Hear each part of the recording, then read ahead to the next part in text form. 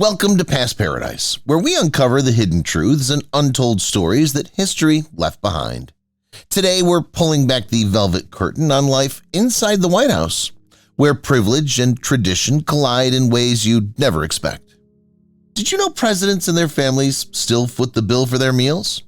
Or is opening a window practically forbidden for security reasons? But here's where it gets even juicier. Not every First Lady took to the White House gracefully. Some demanded perks that raised eyebrows and challenged the rules, leaving an indelible mark on history.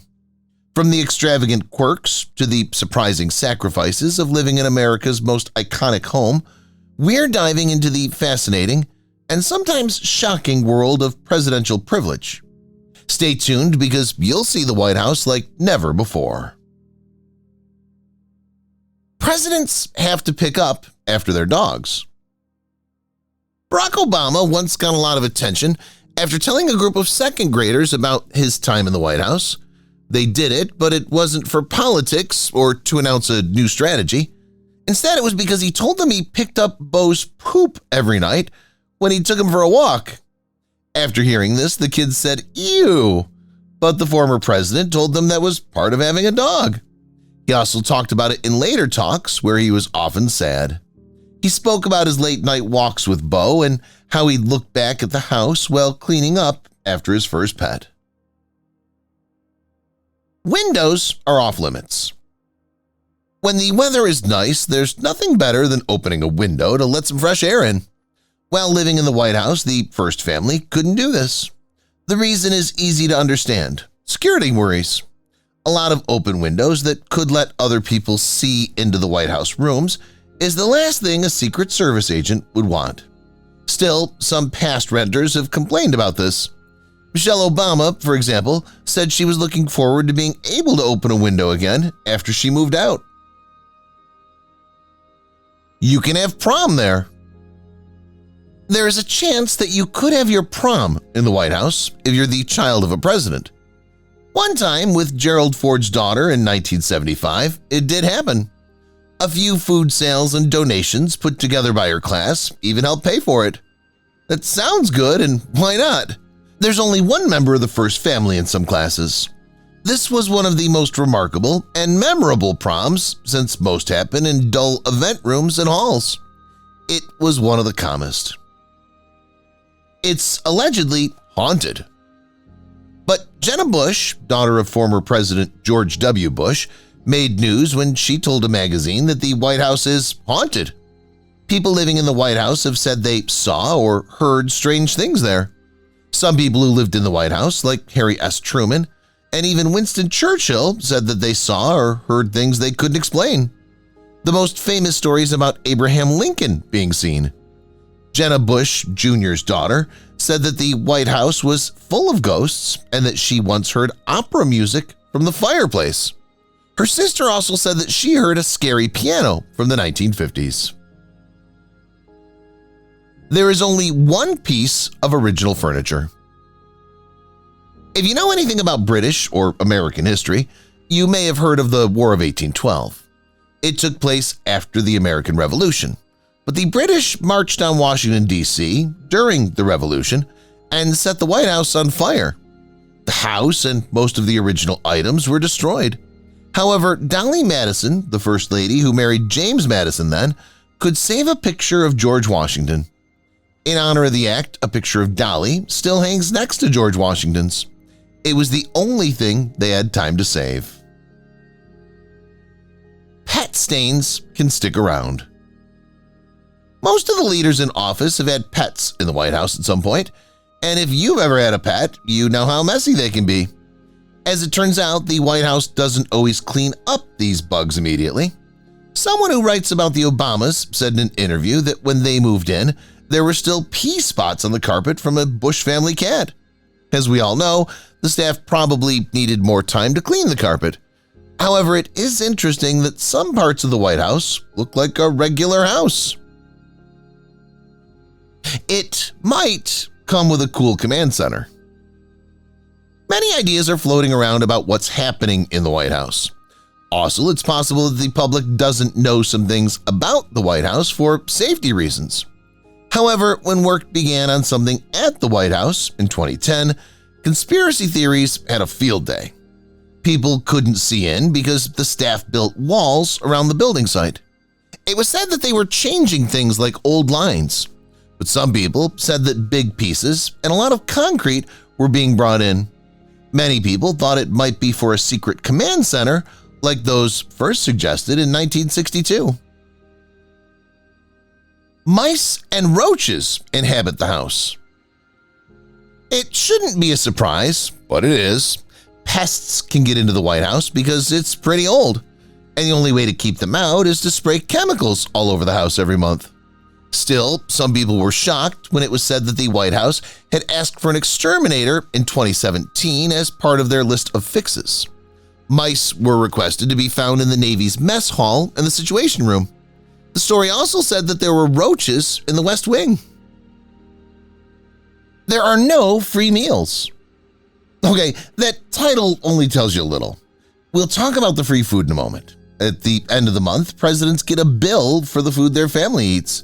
They also have to pay extra for things like dry cleaning and toothpaste.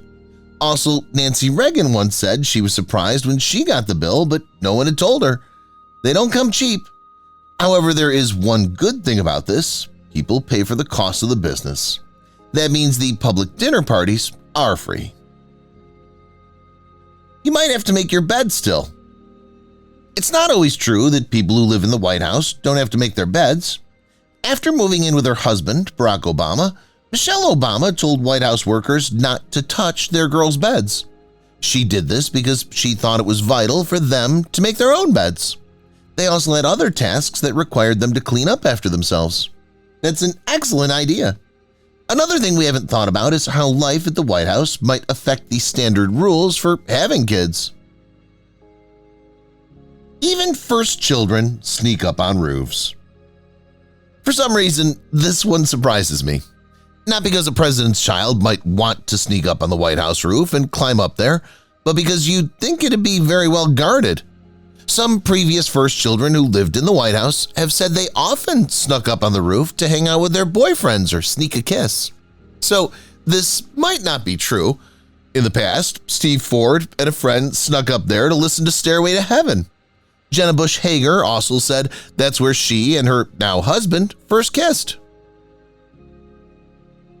It's technologically challenging.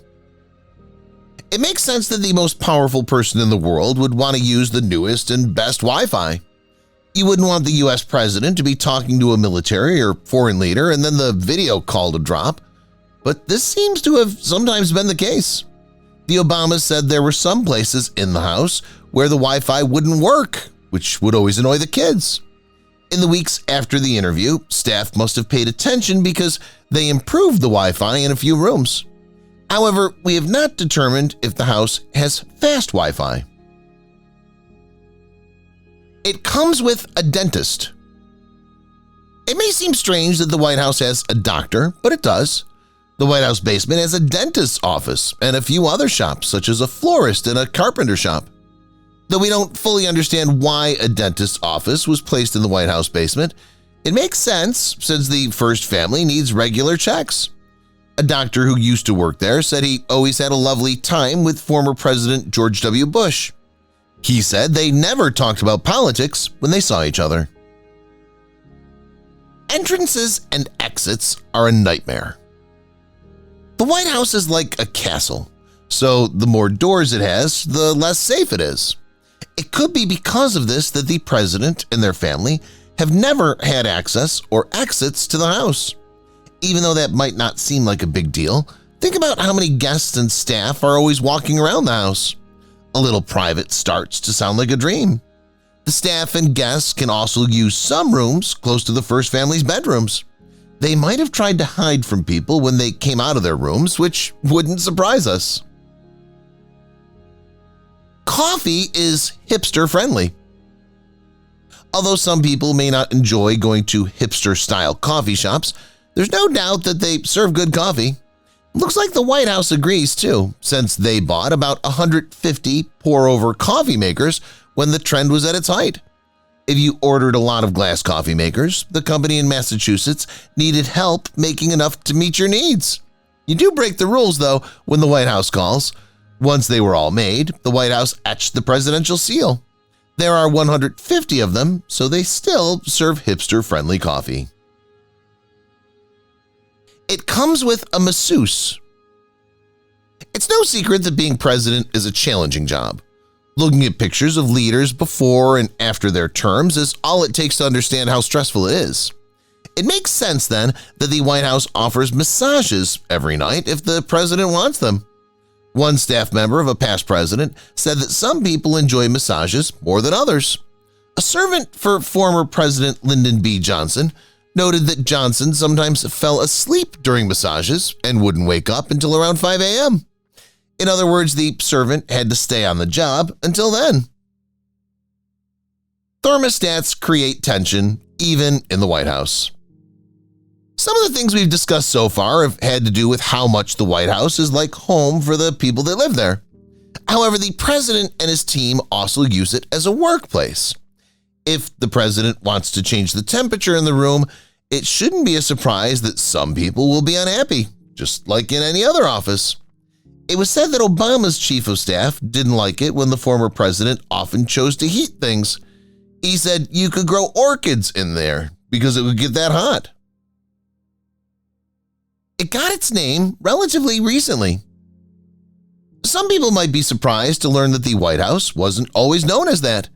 Well, that name just came up not too long ago in the big picture. When Theodore Roosevelt was president in 1901, he used the word White House on his business cards, and the phrase stuck. People used to call it the president's mansion before that. If we do say so ourselves, it sounds different. The White House Historical Association says that Roosevelt had his staff send orders to add the name to all official papers. However, more information is needed explaining why he made the change. Staff would record your shows. It's not a big deal since so many video sites are ready to go. When Netflix wasn't around, you had to record your favorite shows with a DVR or wait for it to return on TV.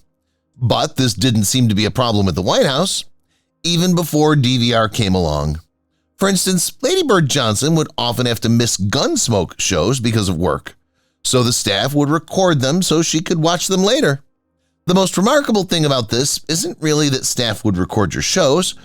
We'd like to know how they did this before DVRs. It comes with an unmanned kitchen. Imagine having your chef make you dinner every night.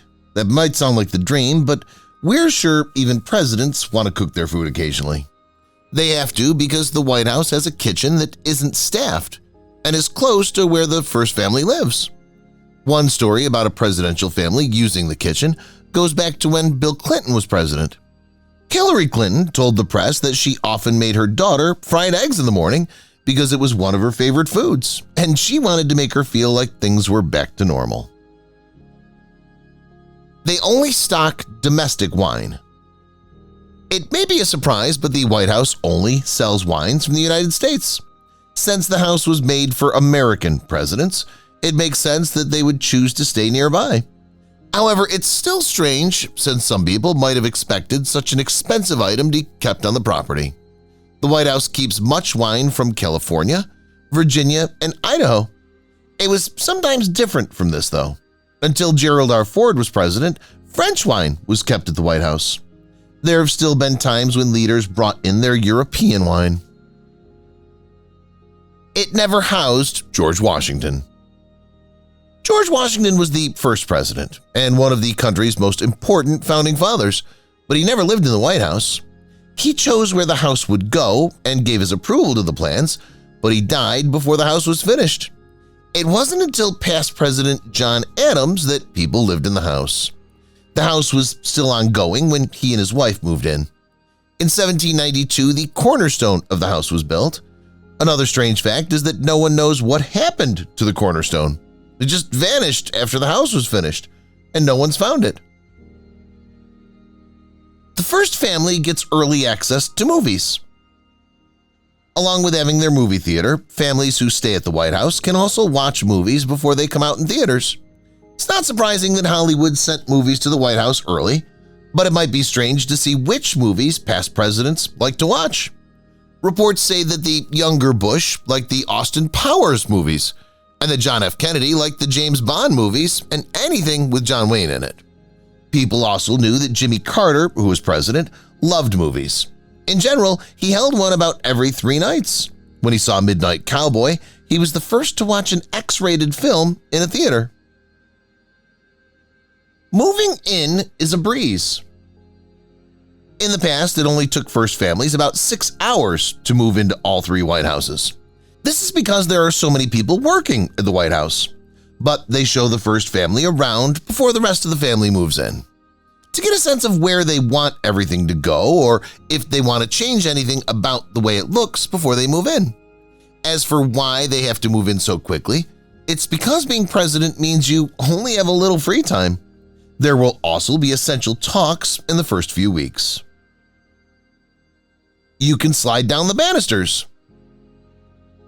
Now that that was out of the way, just because you live in the White House as a child doesn't mean you can't have fun occasionally. She also said that she feared the White House wouldn't be a good place for kids to grow up until she saw her girls sliding down the banisters one day. They were not the first either. When Theodore Roosevelt was president, his children would slide down the stairs, and so did Bush's. That's not something we know for sure, but if it's not, it should be. It comes with a high-end storage facility. It makes sense that every family moving into the White House would want to bring some things from home. Many things are also given to them while they're in the White House. Where do all of their extra things go when they finally move out? The White House has a storage area full of stuff from previous presidents. In this group are gifts from world leaders and works of art by artists like Georgia O'Keeffe and Norman Rockwell. But these are just a few examples. We're sure there are many more interesting things in the warehouse-sized building. First, children have freedom to decorate rooms. We already discussed how senior presidential family members can change the White House's look, but even when they do, they probably need to consider a few things, such as a president or their partner always thinks about how people will behave if they make a particular change, but their kids don't have to worry about any of these things. They're free to make their rooms look however they want. Like Obama's girls painted their walls and put up pictures. In other words, changes still needed to be approved by the parents, just like they do in different homes. Cash is rare. Rarely do presidents and their families take cash with them. This is something that should be talked about more. They don't have to though, because if they do have to pay for something, it's usually just added to their bill at the end of the month. People typically tell them it's free to walk in the neighborhood to get something like ice cream. Also, a Secret Service agent would be fine giving the president a few dollars if they forgot to take them to the ATM. You can change the decor. There are a lot of things that presidents and their families can change in the White House while they're there. They can move art around, change the rugs, and bring furniture in or out. Some people do change things around a bit, though. Reagan changed the floor in the Oval Office when he was sworn in for a second term. He might only have seen the point once he was sure he would stay. Some leaders, like Eisenhower and Carter, choose to leave the Oval Office precisely the way it was when they got there. When George W. Bush became president, Laura Bush made him a brand new rug. Movies aren't the only form of entertainment. There are many more things to do than watch movies in the White House. Obama's girls were given a Nintendo Wii to use while they were there, and Obama would play Wii Sports from time to time. Obama also liked the game Brick Breaker, but he played it on his BlackBerry. President Joe Biden was seen playing Mario Kart with his grandkids at Camp David. However, it's well known that he doesn't like dangerous video games. George W. Bush, who often played video games with his grandkids, was likely the president who played video games the most. He even said you should talk to him if you want to play computer games. Moments before presidents move in are organized chaos. The White House has a lot of staff, but people who used to work there say that the hours before the president and their family move in are mostly organized chaos. The team only has a few hours to prepare everything for those who will probably live there for the next 4 years. In addition to moving everything, they need to clean the White House and find out what the family likes to eat. Even though I can see why this would happen, it's still funny to think of White House staff rushing around rooms to ensure everything's in order before someone moves in. The honey is local. So far, most of the things we've looked at have been bad or just plain strange, but this is one of the best things about living in the White House. There is a beekeeper on the property of the house, so all the honey comes from that beehive. You could get honey from somewhere else, but why would you when you can get fresh honey from your backyard? It's said to be close to the veggie yard, and the beehive was put up in 2009, first time it had been done. We're unsure which is more astonishing, having your doctor in your basement or your beehive for honey. You can practice your swing. To be more specific, it's not your swing. The White House doesn't have a driving range, but it does have a putting green. A lot of leaders are said to have liked playing golf. The first putting green was put in at the White House by Dwight D. Eisenhower, who was president at the time. It was moved and then put back in place by Bill Clinton. Obama and Biden used it a lot when they were there. Former President George W. Bush often practiced putting on the green when he wasn't in office. It comes with a lot of staff. We've already discussed some things the White House team does for the CEO and their family. However, how many people work there? Turns out to be a lot. There are precisely 3,000 people who work full-time at the White House. This includes about 500 Secret Service agents and another 200 people who work in security differently. About 100 people work at the White House full-time. No matter who's president, however, none of these people live at the White House anymore. That stopped happening decades ago. Many of the regular staff members have worked for more than one president. It requires extensive upkeep. It's been around for a long time. It might not be as old as some buildings in Europe, but in the United States, it's old. In other words, it needs much maintenance to stay bright and lovely like any other old house. The house needs about 3 tons of white paint to cover it all. It's about 570 liters. After finally fixing up the house that had been broken into for a long time in 1992, they repainted it yearly. That might have something to do with the renovations to the house in 1992, when about 30 layers of paint were taken off. May seem like an interesting fact, but that's a lot of extra weight for an old house to carry. If you've watched the video till here, that means you've enjoyed the video. Subscribe. Don't forget to turn on the notifications bell icon